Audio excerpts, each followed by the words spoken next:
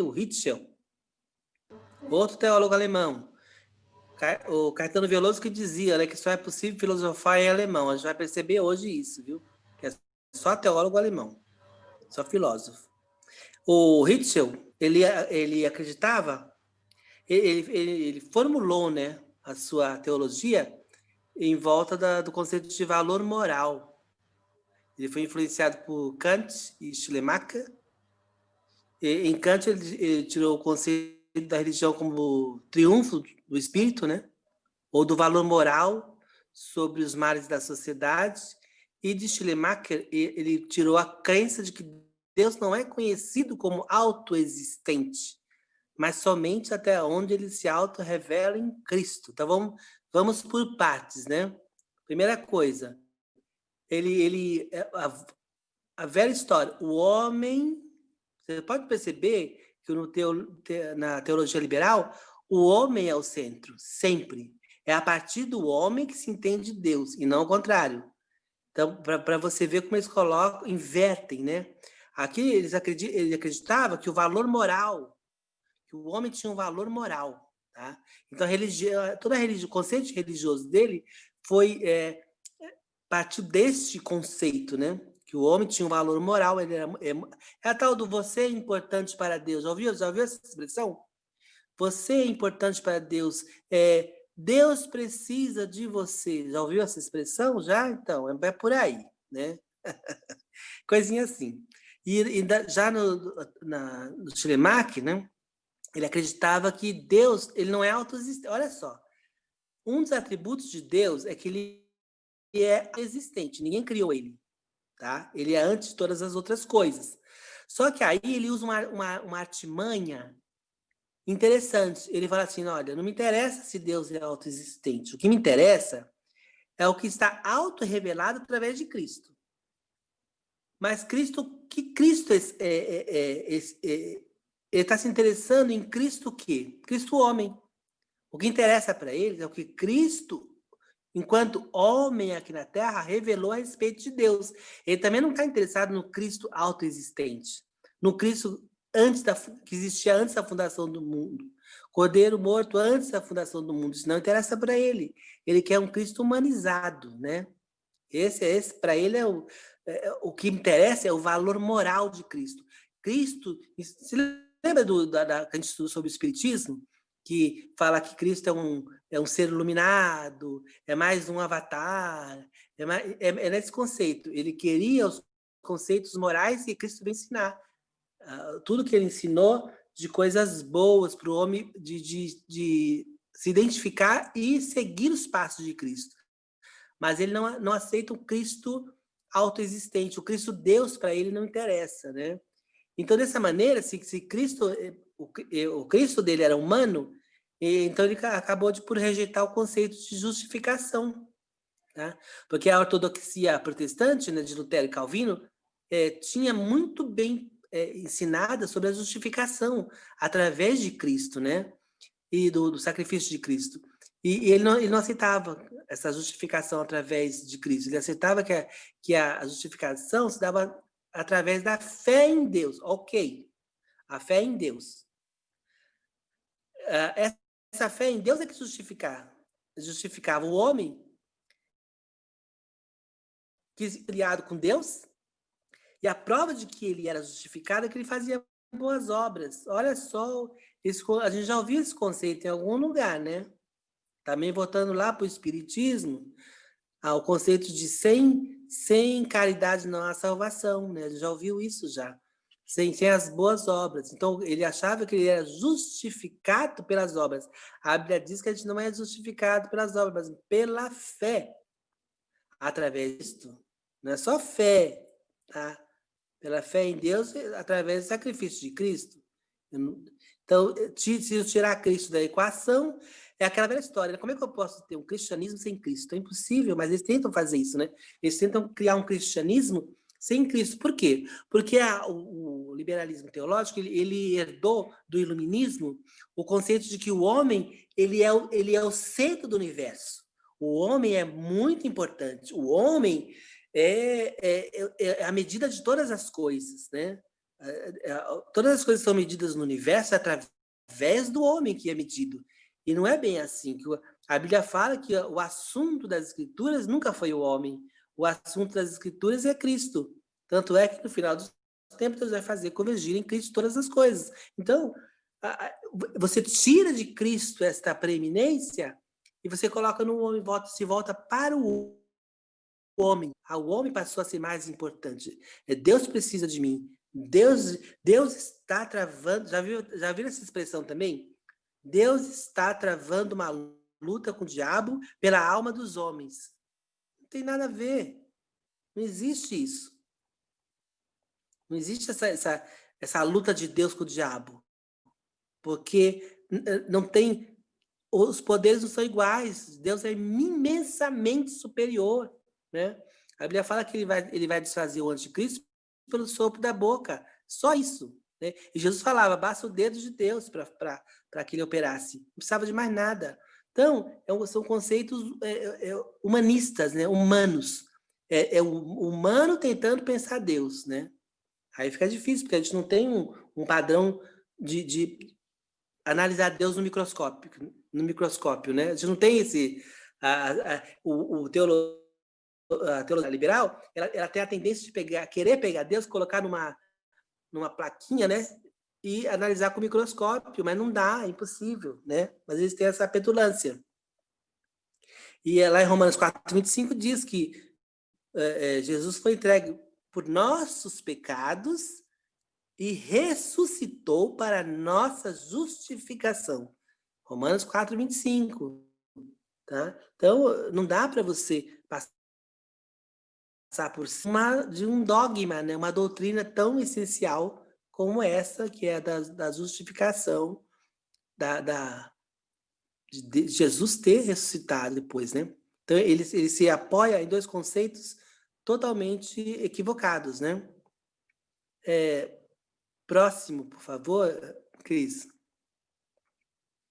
Mais erros à vista. Então, aí o Adolf von Hack, ele foi o discípulo mais importante da escola de Hitzel. Então, ou seja, né, estava bem escolado. Era teólogo e historiador alemão. Procurou demonstrar que a relevância do cristianismo no mundo moderno não repousa no dogmatismo teológico, ou seja, de novo, ele vai atacar os dogmas da igreja. O que é dogma? São doutrinas que não podem ser não pode ser modificada, ela não muda, tá? Então, ele não acreditava nos dogmas da igreja, ele não achava que tinha que ser dogmático, ser ortodoxo, ensinar as doutrinas como se fosse cláusula pétrea, né, da Constituição, como a gente fala, né? Ele não aceitava isso, né? Então, ele achava que o cristianismo no mundo moderno não repousa no dogmatismo teológico, mas no entendimento da religião dentro de um desenvolvimento histórico. Outra coisa que a gente vou comentar também, que é muito interessante. Ele era historicista, né? Ele acreditava que a história ela vai mudando. Ela vai mudando. Então, na época antiga, havia um padrão de comportamento, um padrão de aceitação, um padrão de conhecimento, que hoje nós estamos mais evoluídos, mais para frente. Então, aqueles conceitos que tem ali, aqueles dogmas que estavam nas escrituras, hoje já não são tão assim corretos. A gente não tem modificações, a gente tem que abrir mão de algumas coisas, né?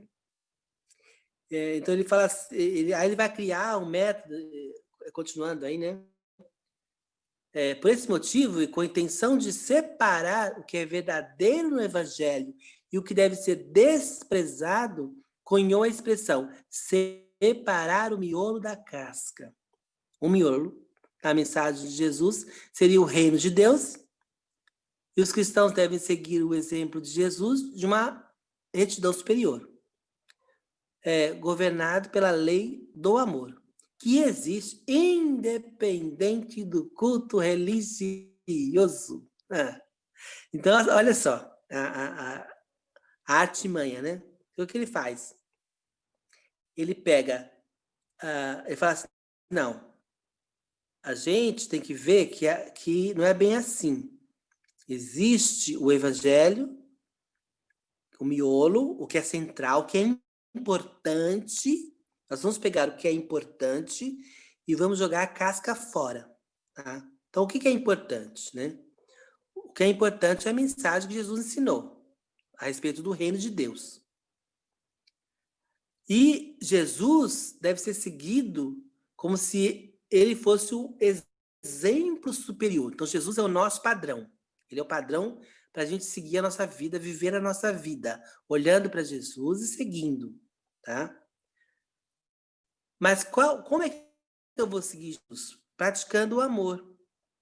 Eu vou praticar o amor, vou seguir os ensinamentos de Jesus, não preciso de culto religioso. Ou seja, eu não acredito que dentro da igreja se preste um culto religioso agradável a Deus. Não me interessa, isso não me interessa. Vocês já ouviram também a expressão eu não preciso ir à igreja para adorar a Deus, eu posso adorar a Deus na minha casa? Já ouviram essa expressão? Eu já ouvi centenas e milhares de vezes, né? Só que tem um probleminha, porque Jesus ensina que ele veio fundar a igreja para que a gente exercite este amor, esta comunhão, e aprenda como andar como Jesus andou. Ele fala lá na Bíblia, as portas do inferno não prevalecerão contra a minha igreja. Ele veio fundar a igreja. Então, não é na sua casa que você vai adorar. Você pode adorar na tua casa, ótimo. Essa é uma adoração particular, é o culto particular que você tem a Deus, mas é necessário que eu expresse a comunhão, esse amor para outras pessoas também. Aquele que ama só a sua família é um servo inútil, não faz mais que obrigação. Mas se eu amo aqueles que não me amam, se eu amo aqueles que eu não conheço, se eu amo aqueles que estão ao meu redor, aí vou me aproximar do que é Cristo, né? Então, é uma coisa assim, é uma religião, ele propõe uma religião que você não precise cultuar na igreja. É uma religião destituída de templo, né?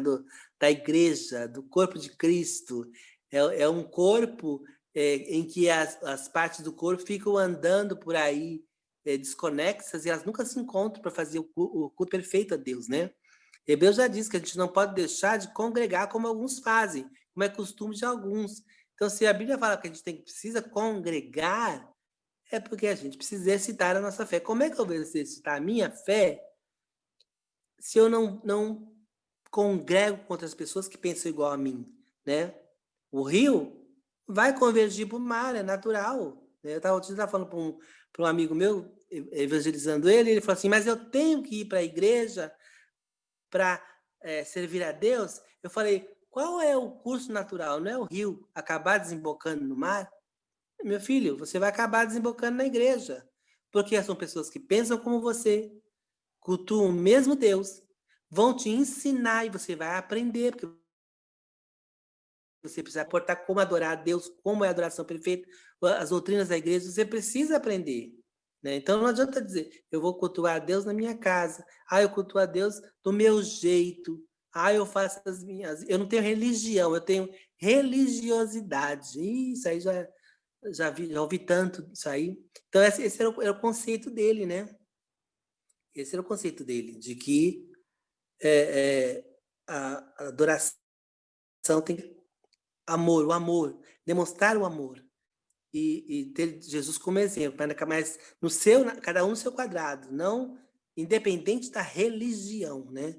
Que é uma coisa, porque a religião, ao congregar, a igreja é uma coisa difícil, porque ali eu tenho que exercitar tudo aquilo que Deus colocou no meu coração, todas as transformações que eu digo que passei, toda a nova criatura que eu digo que sou, eu vou ter que ali me expor ao público, me expor à igreja, e aquilo é que vai mostrar o crescimento, aquilo que vai me dizer em que nível que eu estou, se eu estou andando na direção de Cristo ou não, né? Então, é muito essencial. O culto na igreja é muito essencial, porque às vezes a gente está no nosso dia a dia, a gente não consegue cultuar em casa, então só o fato de eu ir para a igreja já me demanda uma força, uma vontade, um sacrifício entre aspas, né, que eu tenho que sair da minha casa, pegar uma condução, ir até a igreja, então aquilo me exige esforço e demonstra o meu interesse, o meu comprometimento com o corpo de Cristo, tá? Então, esse pensamento de Harnack é complicado, né? Aí, continuando, aí ele continua no pensamento dele, ele continua dizendo aí, né? Então, com esse conceito de miolo e casca, ele faz, com esse conceito em mente, Harnack imaginou a ideia de dois evangelhos, um verdadeiro e o outro falso. Olha só. Ou seja, o evangelho de Jesus e o evangelho sobre Jesus. Ele afirmava que o evangelho sobre Jesus não estava contido no evangelho pregado por Jesus. Então, por essa concepção, sobraria somente os sinóticos, ou seja, os evangelhos, né? Porque se eu tiro toda a casca, só fica o miolo, na concepção dele só fica o Cristo fala. Sempre, eu tenho uma igreja, eu tenho a Bíblia Thompson, e na Bíblia Thompson, todas as palavras de Jesus estão em vermelho. Então é como se ele falasse assim: todas as palavras que estão em vermelho na Bíblia Thompson são evangelho, o resto não é. E não funciona dessa maneira. A Bíblia fala que toda a escritura é divinamente inspirada. Tanto que se fala sobre Jesus, quando o que Jesus fala, né?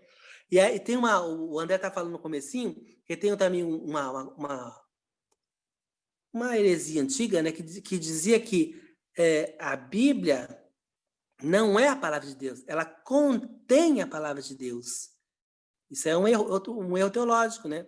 Porque a Bíblia ela é a palavra de Deus. Porque eles partem do pressuposto, porque, por exemplo, tem passagens na Bíblia que tem as falas do diabo, o diabo falando com Deus, com Jesus no deserto, fala de pessoas que são os filisteus e os inimigos de Deus. Então, eu falo assim, que essas palavras elas não são inspiradas. Mas aí é que está o erro, aí que elas são inspiradas. Porque a Bíblia ela se prova verdadeira e inspirada porque na Bíblia tem coisas que eu não quero ouvir. Coisas que se eu escrevesse sobre mim, eu não colocaria na Bíblia. Tem um adultério de Davi. Jamais Davi, se fosse um faraó, se você ver a história de um faraó ou de um César, ele esconde os erros na sua biografia e coloca só as conquistas, as vitórias, as belezas das coisas boas que aconteceram. Mas Deus que ele faz, ele coloca tudo o que ele quer que vai destruir na nossa vida. Então ele não esconde pecado de ninguém, ele não esconde erro de ninguém, pelo contrário, a Bíblia é um show de erros humanos, né? De mostrar os erros que os homens cometem e como Deus foi lá e ensinou a humanidade a voltar atrás. Então, ela se torna mais uma vez verdadeira. Então, toda a escritura é inspirada, toda, cada vírgula, até a Bíblia fala, não se pode tirar um tio, nenhuma vírgula, nem nada. Você não pode tirar nenhum acento ali da Bíblia, porque se modificou, torceu, já errou, né? Falhou. E com ele, com o Harnack, que vai ter o conceito, eu não vou falar hoje sobre isso, que é uma coisa muito, muito teológica, da crítica, na baixa crítica e da alta crítica da Bíblia, né? Eu não vou entrar nesse pormenor, que eles começam a examinar as escrituras por outros ângulos, né? E dentro desse conceito, eu separei algumas coisas que acontecem, algumas discussões, né, que se tem nos dias de hoje, também naquela época, que fala que um exemplo disso, de que entre casca e miolo, que ele falava, era que a discussão de Paulo e Pedro. Se Paulo e Pedro discutiram, é porque estava errado. Tinha erro doutrinário, porque Paulo discutiu com Pedro. Só que se você for ler lá a discussão, em Gálatas 2:11, não foi doutrinária. Não, a discussão que Paulo teve com Pedro não foi doutrinária, mas de caráter comportamental, né? Pedro não estava se comprometendo conforme mandava o figurino, né, das escrituras, inclusive, né? E aí Paulo foi lá e resistiu a Pedro, mas não foi questionando nenhuma doutrina que Pedro ensinou, tá? Então, essa falácia já cai, tá? Não houve problema com a doutrina, mas foi comportamental, tá? Outro dia eu estava assistindo o Caio Fábio, que ele também flerta um pouco com o liberalismo teológico, e ele gosta de falar muito de Jesus é a chave hermenêutica. Eu tenho que interpretar toda a Bíblia e o Evangelho através de Jesus. O que importa é Jesus, o resto não conta. Então a teologia de Paulo, a teologia de Pedro, a teologia não me interessa. Eu só quero saber, Jesus é a chave hermenêutica. Eu consigo decifrar, compreender todos os textos através de Jesus. Isso é lindo, maravilhoso, romântico, né? Nós estamos vendo o racionalismo e o romantismo, né? É muito legal, mas tem um perigo. Porque ele fala assim, a doutrina de Paulo não era a doutrina de Jesus. Né? Nesse vídeo que eu estava assistindo, ele estava ensinando isso, né? Então é perigoso. Eu digo que o que Jesus ensinou é escritura, que o que Paulo ensinou não era escritura. Não. Não tem nada a ver. Está completamente equivocado, tá? Tudo é escritura. A Bíblia inteira é escritura, é inspirada por Deus, tem a ver com o que Deus queria que a gente soubesse, né? E ele também ele fala de Paulo e que eu acabei de dizer, e o outro evangelho, né? Que muitos dizem que Paulo ele escreveu um outro evangelho, né?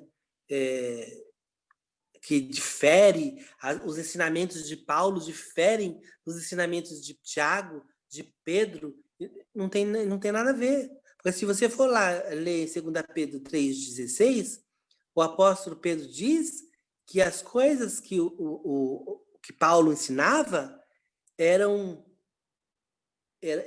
muito difíceis, muito superior, muito sublime, que as pessoas torciam. E ele falava assim, e igualmente torciam as outras escrituras, ou seja, outras partes da Bíblia, comparando, deixando os ensinamentos de Paulo no mesmo patamar de que outras partes das escrituras. Ele dizia, olha, eles torcem o Velho Testamento, que era o que tinha na época, né? E assim como torce as escrituras as epístolas de Paulo. Então ele colocou as epístolas de Paulo, os ensinamentos de Paulo, no mesmo patamar das escrituras. Então ele não competiu em forma alguma, ele não divergiu com Paulo, ele não falou que Paulo tinha outro evangelho, não tinha outro evangelho, tá? Era o mesmo evangelho, então a gente tem que tomar bastante cuidado. Eu já ouvi muito também o apóstolo Paulo hoje está muito em voga, está sendo muito atacado porque chamam ele muito de machista, porque ele diz que a mulher fica calada na igreja, a mulher não pode ensinar o homem, e ali as feministas e as igrejas inclusivas, né, tem atacado muito o apóstolo Paulo, inclusive tem tirado os ensinamentos de Paulo das escrituras que eles usam, né, umas escrituras também que tiram os problemas. Hoje está assim, as pessoas não gostam do que está escrito nas escrituras, elas escrevem mandam imprimir uma Bíblia, tirando esses pontos incômodos e fazem sua própria Bíblia, né? Que não tem nada a ver com o evangelho verdadeiro, porque se você deformar, se você tá tirando pedaços da Bíblia, você está tornando uma Bíblia totalmente dilacerada. O que me incomoda eu não aceito, o que eu acho bonzinho para mim, as bênçãos eu pego, tá parecendo uma caixa de promessa, né? Então eu pego o que é bom, retiro lá, jogo fora o que Deus falou sobre pecado, sobre eu tenho que mudar de vida, eu tenho que... Então essas partes assim eu não aceito. Não adianta você tirar os pedaços, ela vai continuar sendo verdadeiro, ainda que você não aceite, né? Aquilo a palavra de Deus ela é imutável, né? Então a gente tem que tomar bastante cuidado com esses ensinamentos modernos. O André estava lembrando também que tem um pregador jovem que tem um bafafá aí há pouco tempo, ele disse que a palavra a Bíblia não era a palavra de Deus, ela continha a palavra de Deus, né? É o Vitor Azevedo. Isso, o Vitor Azevedo, né? Tem que dar nome aos bois, né? Sim. E aí ele não pediu desculpa e nem falou, não, ele falou que estava certo, era isso mesmo e ensinou. Ele só veio pedir desculpa porque para as pessoas se sentiram ofendidas, mas que ele permanecia acreditando que a Bíblia não era a palavra de Deus, que ela continha a palavra de Deus. E é uma coisa que eu aprendi nos meus primeiros anos de seminário, foi uma coisa básica.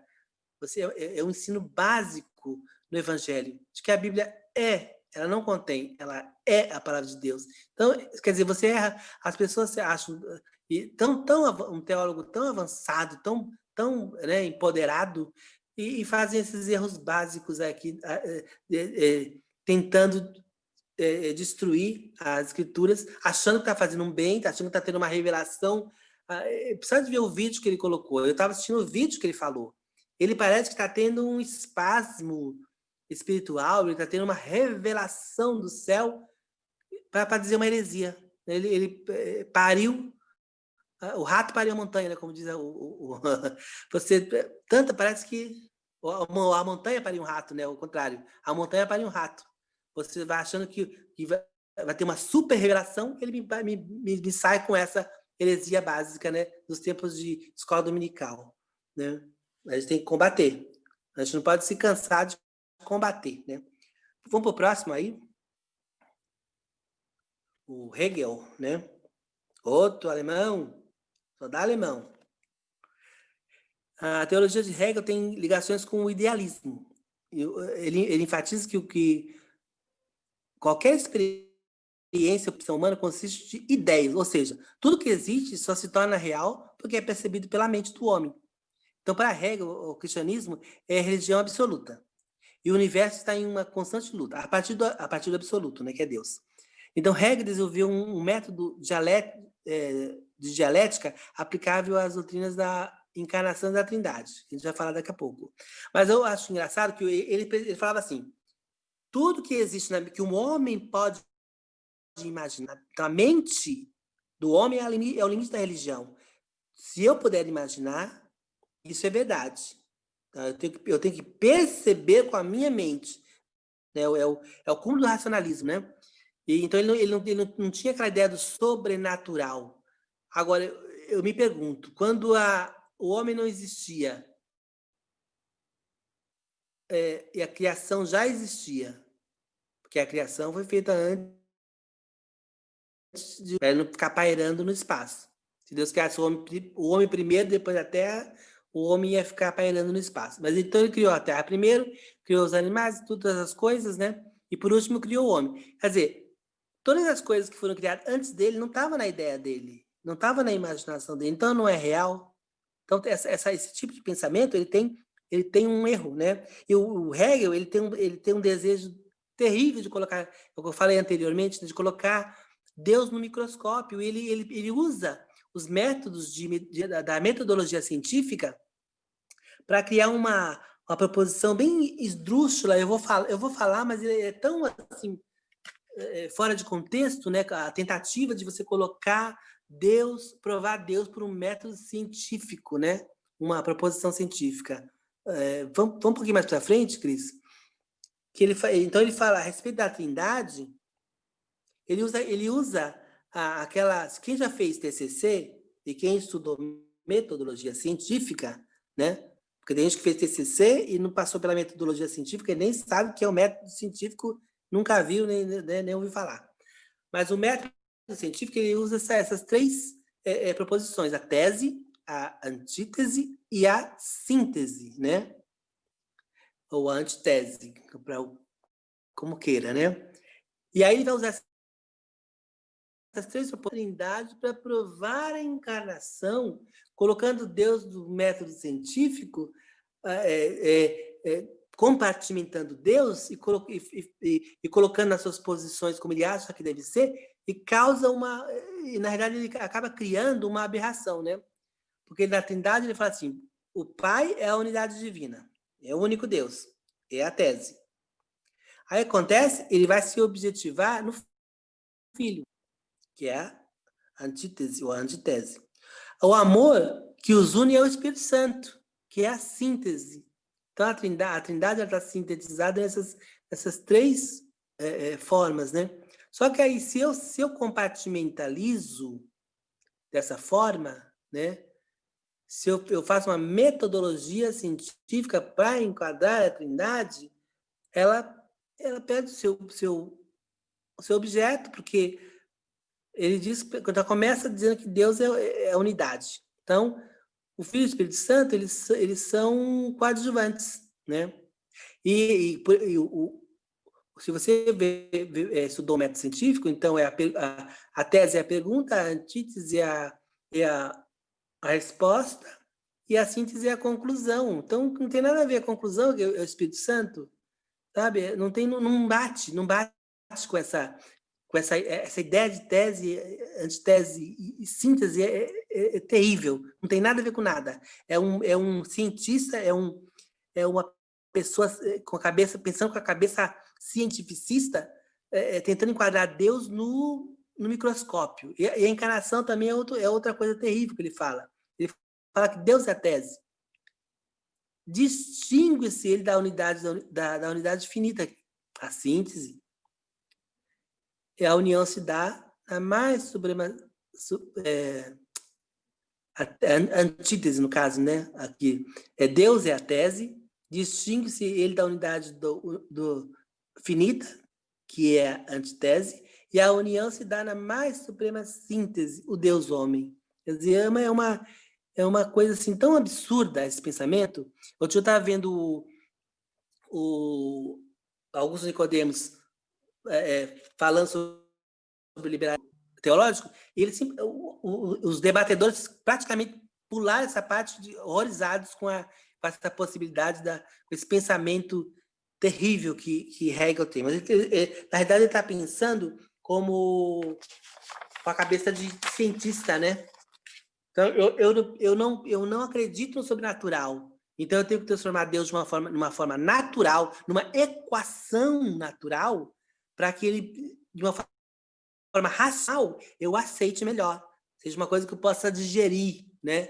Porque o grande problema do liberalismo teológico vai esbarrar no sobrenatural. A pedra no caminho é o sobrenatural de Deus. Eles têm problemas gravíssimos com os milagres, com a encarnação, com a ressurreição, o nascimento virginal. Eles têm um problema sério, porque eles trabalham com racionalismo, com o que é racional. Então, esse pedaço, eles ficam meio boiando, né? Vamos ver o próximo aí, Cris? Esse último, né, que é para a gente terminar, o David Strauss, ele vai falar o que eu estava dizendo. Ele considerou os milagres bíblicos atribuídos a Jesus como impossíveis, justificando-os através do mito que teria sido engendrado pelos escritores a partir do século II. Seu pensamento pode ser exemplificado pelo silogismo, né, abaixo, né? Então, é o que eu estava falando, ele tem problema com os milagres de Jesus. Eles têm um grande problema, eles negam os milagres de Jesus, eles acham que Jesus foi um homem comum, não fez aqueles milagres todos que estão nas Escrituras, porque é uma coisa que a razão não pode explicar. E se a razão não pode explicar, eu não posso explicar por métodos naturais, não existe. O que a razão não entende, a razão faz que nem o avestruz, coloca a cabeça debaixo da terra e diz, não existe, para mim eu não aceito, né? É o mesmo comportamento que eles fazem. Coloca o próximo para a gente, Cris. Aí ele criou essa proposição, né? Todos os textos que não se conciliam com as leis conhecidas e universais que governam os acontecimentos não são históricas. Todos os textos dos quais Deus intervém no curso natural dos fatos são irreconciliáveis com as leis conhecidas universais que governam os acontecimentos. Logo, Todos os textos nos quais Deus intervém no curso natural dos fatos não são históricos. Ele negava a possibilidade, eles tinham pavor na intervenção divina. As passagens em que Deus vai lá intervir e ajuda o povo de Deus, eles abominam, né?